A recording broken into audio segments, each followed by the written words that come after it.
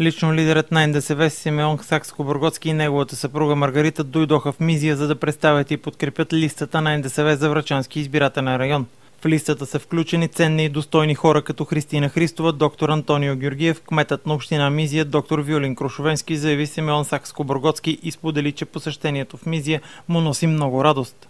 Ценни, качествени и повече от способни хора, както и самата госпожа Христина Христова, за която лично мога да кажа, че редко съм виждал човек, който е по-способен, готов винаги да работи, компетентен и същевременно и тя с едно голямо сърце, защото винаги ме е съветвала къде и какво може да направим за най-вече за хората, които се нуждаят от помощ или които се нуждаят от подкрепа. Ако искаме България да се превърне в съвременна държава, трябва да гласуваме и да подкрепяме демокрацията. Това послание към жителите на Мизия отправи лидера на НДСВ. Демокрацията се подкрепя с участие.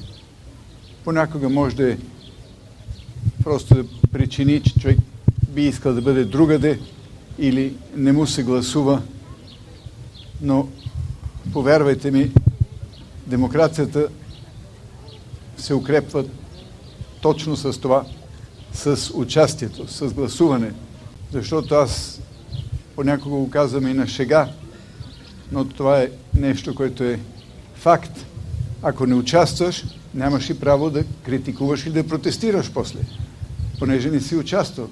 Щастлива съм от оказаната подкрепа, заяви от своя страна водача на Врачанската листа на НДСВ и мажоритарен кандидат Христина Христова. За нас това е сила, кураж, подкрепа в предизборната ситуация.